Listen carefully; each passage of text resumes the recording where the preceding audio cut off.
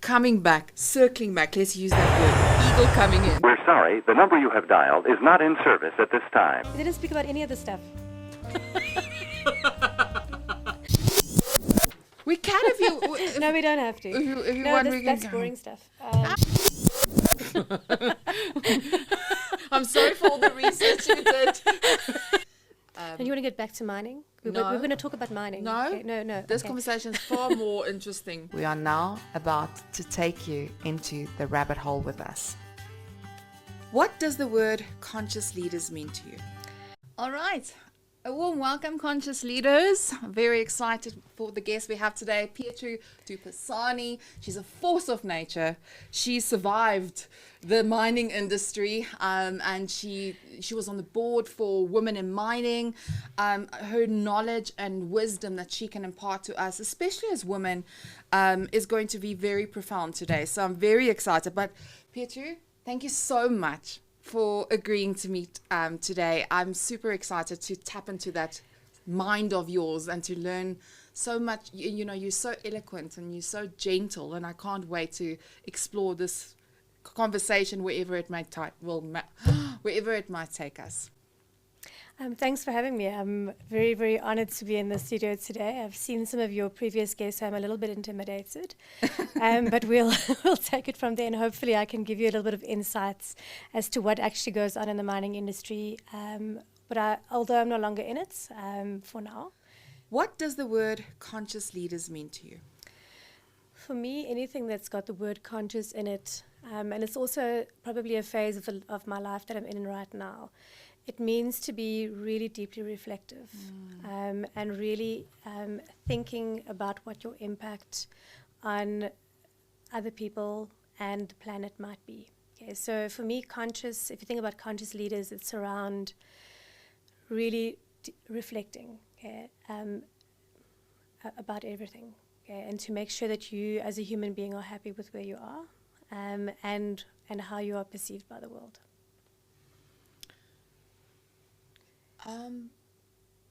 If you had to, be able to do anything that you possibly could do to make your mark in the world right now, where you are in your life, what would that be? I'm actually thinking about that at the moment because I am in a rest period in my life at this point in time. I'm on a sort of, I call it a conscious sabbatical. It's thinking about really what I want to be doing next in my life. And so I'm busy exploring what my mark in the world might be from here onwards. So I don't think I really have an answer for you right now because I'm going into a series of experiments on myself to figure out what it is that I would like to do with the rest of my life. So I'm doing a number of things this year to actually explore what that's going to be. So I don't really have an answer for you right now because that is my mission. That is my mission for this year, is to find that out. Is how I want to spend the rest of my life and what mark I'd like to make. So if we had to press the rewind button, let's talk about the moment before the conscious sabbatical, and where did you find yourself in your career and what created this shift? So yeah, that's a really interesting question. So I've been working in the mining industry for the last 25 years.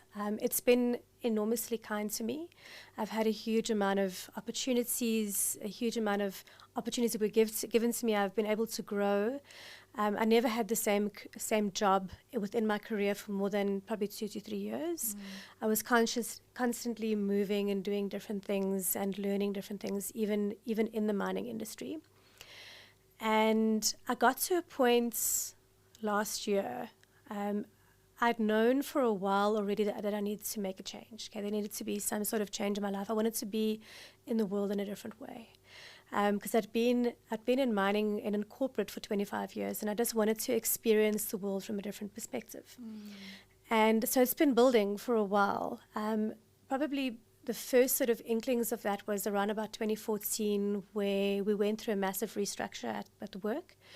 And even then I'd said to myself, I don't think I want to go through another one of these restructures. It's really brutal, and I don't like the impact that it's having on people. So when it comes around again, and in the mining industry, you can be sure it's going to happen again. Sort of every 5, 7 to 9 years, there's a massive restructure or dip in the metal prices, and then mining companies get rid of a lot of people. So I'd already decided back then that I would take the next time that there was a restructure, I would put my hand up for voluntary severance and take a package, which I then did last year. So it's been coming since then, since 2014. Even in 2021, when I interviewed for my last position, I had said to my boss at that point in time, I'm only going to be with you for 3 years. I'm planning to only be with you for 3 years. At the end of 3 years, I'd like to move on and do something different. So I'd already been doing that, but the real thinking only started happening last year around what does that actually mean? Okay, what does it mean for me to leave and do my own thing and all of that? And of course, behind of that, there has to be a lot of other planning as well. So I had to get myself as a woman financially into the right position because I'm not married, I don't have children, that sort of thing. So I have to figure out how am I going to look after myself. So there was a lot of financial planning before that as well for me to be able to take the leap as well. So yeah, I mean the whole.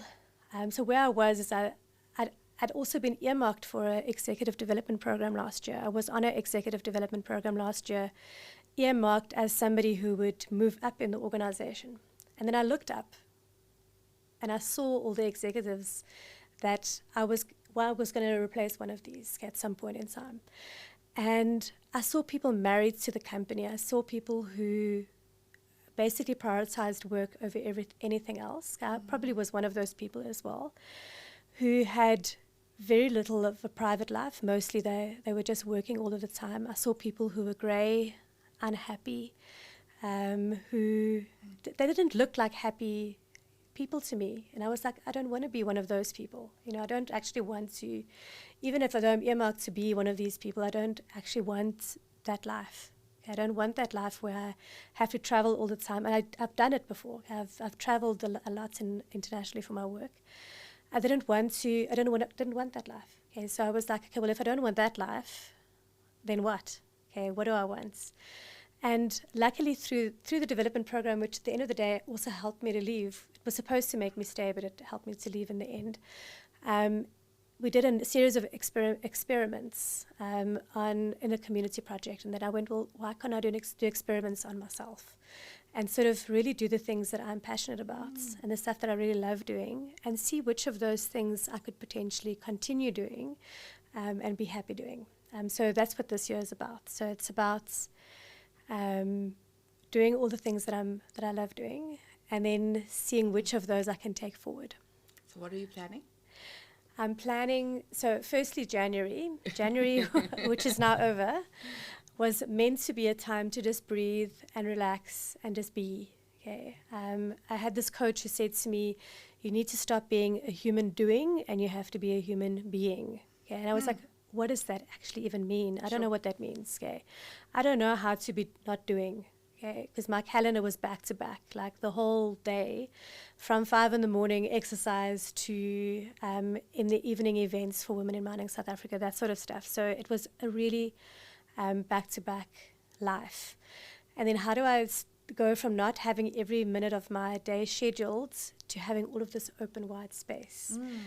So for the month of January, I've really tried to breathe, to go for walks, to do my yoga, to go exercising, to be out in nature, reconnect with nature. And I think I've been relatively successful in doing that. And now that February has arrived, I have a number of things planned for this year. So one of the things I'm doing in February is a coaching course. So I'm doing, just to start off, and the reason why I'm doing coaching is to learn more about myself. But also it's a potential direction that I could go in. I've been immensely grateful for all of the coaches and mentors who have helped me across my career.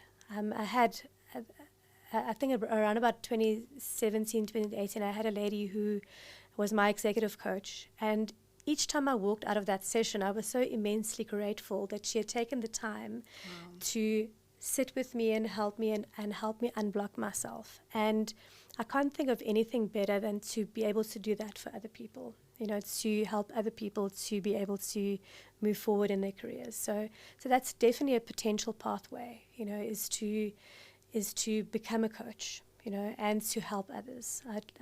But let me do the course and see if it resonates with me, but I think it's going to resonate with me. And then later in the year, sort of March, April, I've always done yoga, and I wanted to get really deeper into my yoga practice. So I'm doing a yoga teacher training course, and it's a very gentle style, sort of yin and yang.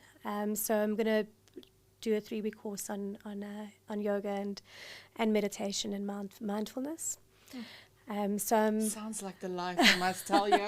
And I think combining that with the coaching, I think having that sort of gentle approach to coaching as well, I think it will be really good, a really nice combination. And then at the end of the year, I'm doing a trek. And for me to be able to do this trek with a very good friend of mine, I have to be very fit. So I've been training and walking and hiking to be able to do this trek in Nepal. So it sounds very cliched. I'm going to go find myself in Nepal, Sounds but like Eat, Pray, Love. I must be there somewhere, But actually, I know exactly where I am. I'm here. Here I am. I'm not in Nepal, but I've always wanted to see Nepal. Okay, so it's not about a trip to go and find myself. It's actually just a challenge. It's a big, hairy, audacious goal, of which I'm really scared, by the way. Okay? I'm not taking this lightly at all, because I've never done anything like this in my life. So it is, I'm going to arrive there as prepared as I can, so that I can enjoy the experience and not be really tired at the end of each day. So yeah, I still have to figure out what's going to happen between April and November, except for all of the hiking and training. But it might be that I expand the coaching bits, and give a couple of yoga classes, that sort of thing. So we'll see where it goes. One of my intentions for this year as well was to not have every day scheduled to the max, to leave time for being bored, for thinking and reflecting. So I've been doing a lot of journaling as well, around where I am and what I'm doing.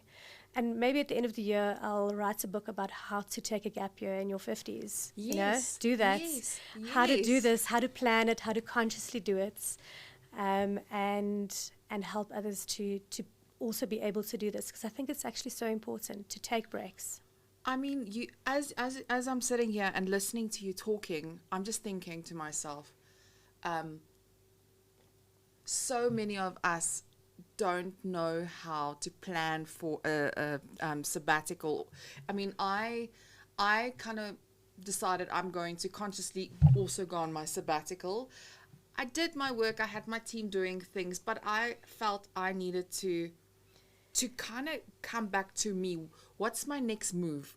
How I'm going to do things that I feel happy about. I think the trigger moment for me was when, you started seeing all the wars and everything happening in the world. And on top of that, I think it was also this whole AI boom and the ruthlessness of things that's happening in the corporate world. All of it just around me is like all of a sudden you just see everything and you go, what on earth is going on? Is nobody seeing what I'm seeing? That was kind of like my attitude. And I thought, you know what, I need to align with myself and I need to align with my value system. And how am I going to do what I love in a different way that I feel consciously aligned? Because I don't want to do things anymore that doesn't sit well with my soul and sit well with my being. I think we just get to a point in our lives. Yeah. I don't know if it's the same with men, but I think with women that you get to a certain point where you go, I don't want to spend my time like this. Okay. So I got to a point probably sort of in the last quarter of last year, while we're going through all this horribleness of restructure and people having to reapply for their jobs and all of that sort of stuff, where I at some point stood up we have an open plan office, stood up and just looked around me and looked at what people were doing, how they were spending their time. And they're all on Teams calls, or they building a PowerPoint presentation for something, okay, or on the phone speaking to somebody at a mining operation, trying to make mining more efficient or get the stuff out of the ground quicker or whatever. And I'm like, I don't want to do this anymore. Okay, I don't want to spend my time like this anymore. Okay, so you get to a point where you're like, okay, I don't want to do this, but I'm not quite sure what next. But that mustn't. You're moving away from something, and this year for me is around flipping it around and moving towards something that's going to make me feel more whole, and more purposeful. And I have an idea of the types of work that's made me really happy in the past, and I'd like to work towards those sort of things, to where I had an impact on people's lives, and see if I can get more work like that. So we'll see. Love that.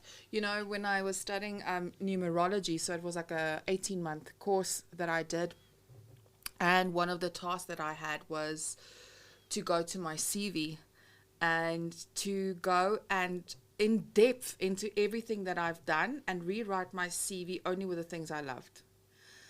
And that was such an important exercise for me, because all of a sudden you reimagine what you can do, and you can create it with the things that you love. Obviously, there's things like admin that I don't like. I can't escape that one. Everybody has to do it. Somebody has to do it. But, but there's also the planning that happens for that. Okay, well, then that's the first area that I need to be taken care of. I've got a great team that works on my books and all of that kind of stuff. But I mean, I need to get a PA. I think that is necessary in my life, because I'm way too busy and my mind just like squirrels everywhere. But circling back, let's use that word, eagle coming in. I think for me, the other exercise, and I don't know if you want to try it, but I would highly recommend you do, because I heard the word journaling, is to, when you meditate, to go back and go back to your childhood and remember those foods that you've eaten, and also the things that you were imagining, and when you were playing your games, and what were you doing, were you your hands in the mud, like all of those things, and do that. So I used to love playing snakes and ladders. My husband thought I was insane. I said, I'm going to get myself snake and ladders. And he's like, what is wrong with you? I only played 2 or 3, and I was sitting on the grass, played it with myself. And from there, this ideas just start coming through. And I'm like, you see, because I have to go back to the innocent me, because she is still part of me. She's there somewhere.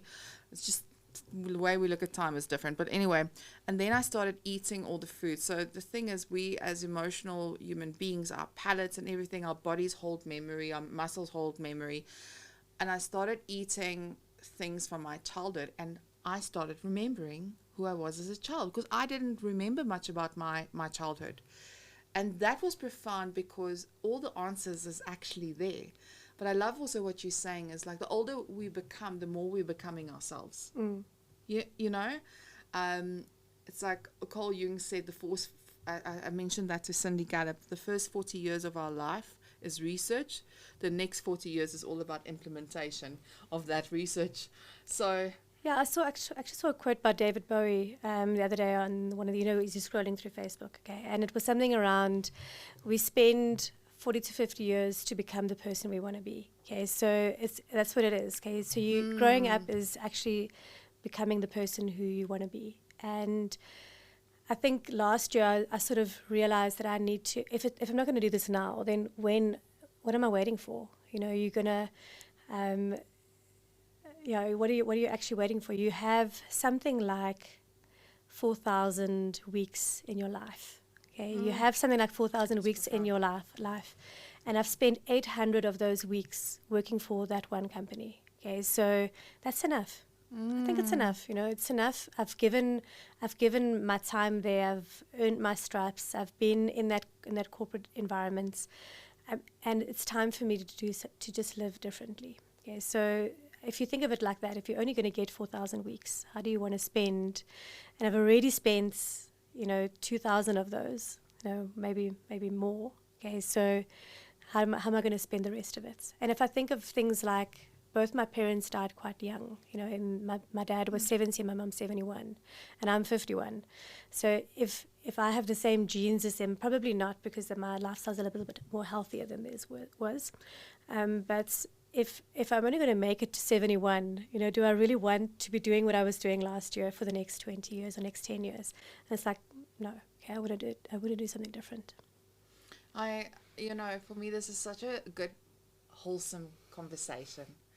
And you want to get back to mining? We're going to talk about mining. No, okay. No. This okay. conversation is far more interesting. Sorry.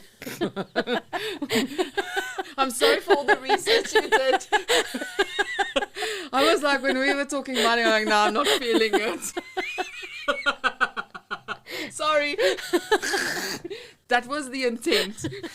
But I'm like, this is where, like, I sometimes feel that conversations need to happen, connecting and really having these conversations. And it's, you know, I often reflect and I go, and I'm like, maybe it's an age thing. Maybe I'm seeing the world very differently because of the age thing. But then one would hope so. One would hope so, that you would see the world differently through your experiences in the last 40 to 50 years, that you would start seeing things in a different way. You know, so I think it's definitely an age thing. You know, I think the first half of your life is just trying to figure out how to be in the world. And then the second half is being in the world and actually living the life that you really want to live. Yeah. I think that's the part. Is like, you know, I've always been very adamant, very ambitious, and I want to do things in a certain way, and I'm unstoppable, nobody can stand in my way. But there's a part of me now that's becoming a little bit bohemian, you know, like hippie. Why not? Why not? I mean, I went for my first medicine experience, right? You know, harpe, and I can't remember the eye drops, and like a spiritual experience, a psychedelic journey. And I must tell you, the planning for that is incredible. And it actually started by me interviewing to find out, because I saw it through ethnography, the things that we do at my business. But I started seeing everybody's talking about these things, and I know that psychedelics is a big trend, and I saw meditation went up by 50%, and mostly are women. And I thought, let me just go and dig here, what's going on? And then made this huge uncovery. And then I started being curious about it, and voila, before I knew it, I'm going to go for this psychedelic journey. It sounds marvelous. Anyway, I went for but it's very much, you know, everybody makes a circle.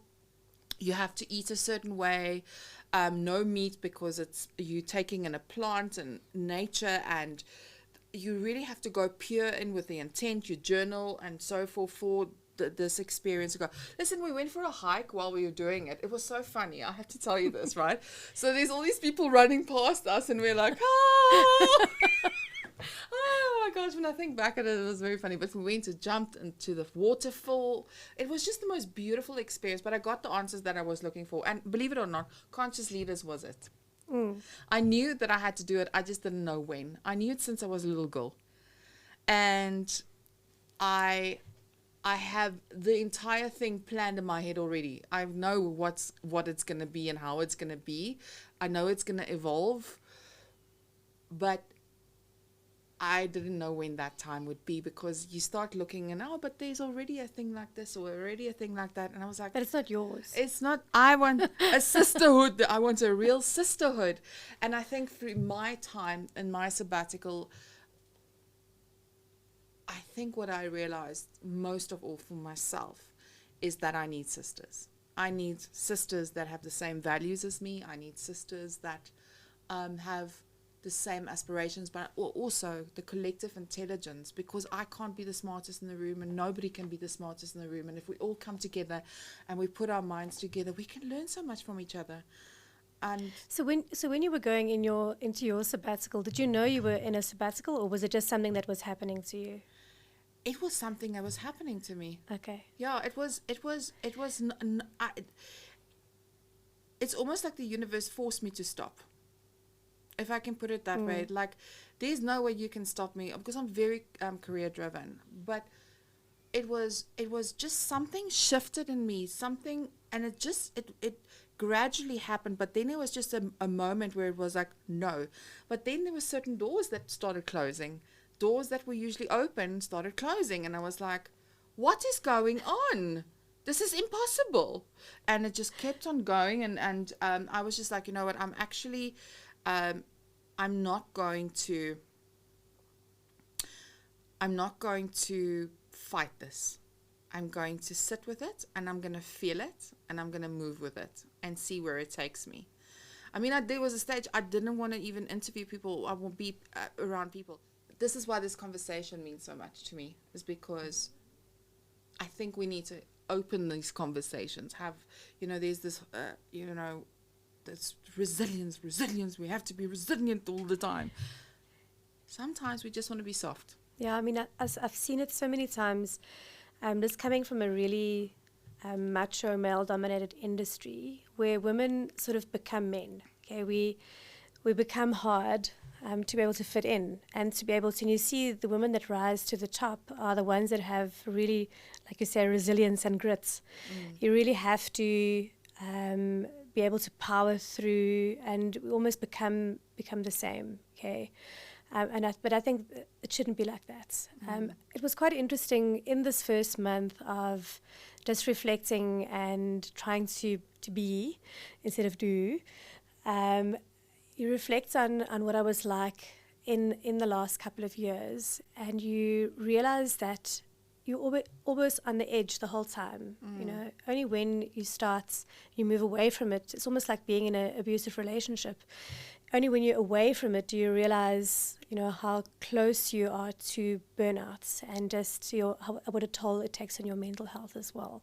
Having to be a shield between like yourself and your team and upwards, and what a sort of toll that takes on your mental health. I mean, I haven't slept as well as I've slept for the last month. I've got this fantastic sleep, and the stress is just.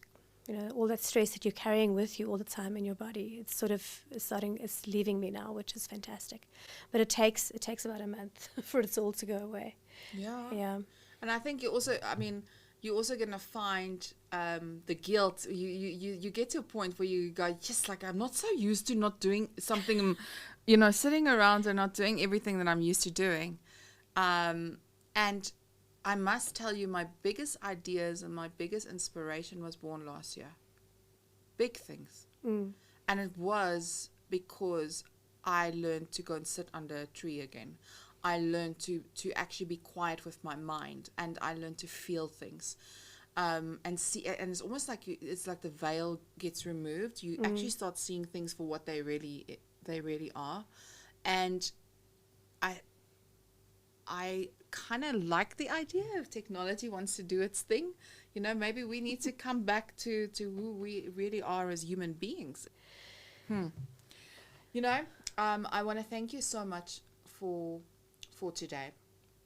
I think it's so important to have these conversations and also, the bravery to say, that I've decided that I've had it of corporate life. I actually want to enjoy my life now, and I want to do things differently. And I think that these conversations needs to happen because all of us as women go through this stage at some point in our lives where we have to completely change. And there's so many events or trigger events that happens for this moment to happen in any shape or form. It's just different characters, same movie, different characters. But in the end of the day is having those tools and learning from each other how to get through it. And I think the biggest takeout that I'm getting from you as well is the financial planning that needs to happen for this big decision, because the itchy feet starts. It's not just like itchy feet on one. It's when the moment when your soul starts getting restless or you have that itchy feet, that is when you need to start looking at spending. Do you really need things? And start putting that money away to plan for your freedom and plan for what you want to do. And the best way to do it is going into yourself, that inward journey, inside out. Yeah, I mean, we have to look after ourselves. And I think a lot of women don't necessarily think about looking after themselves financially. They'll leave everything to the husband to do all the financial planning or that sort of thing. But if you want to take a break at some point in time or be able to reset, then you have to have a cushion. I would think. I think a lot of people also get forced into having to take a break if they get retrenched or that sort of thing happens. But I think you have to, as a woman, you have to start early on in your career and think about it. At any point, I might need to be independent. I might need to have to look after myself, and make sure that you are financially looking after yourself, so that these sort of things can happen and you can actually take a break when you need it. Yeah. Thank you so much, Petro. This was really a lovely conversation. I'm so glad we had it, and thank you so much for opening up. Really enjoyed it. Thanks for having me.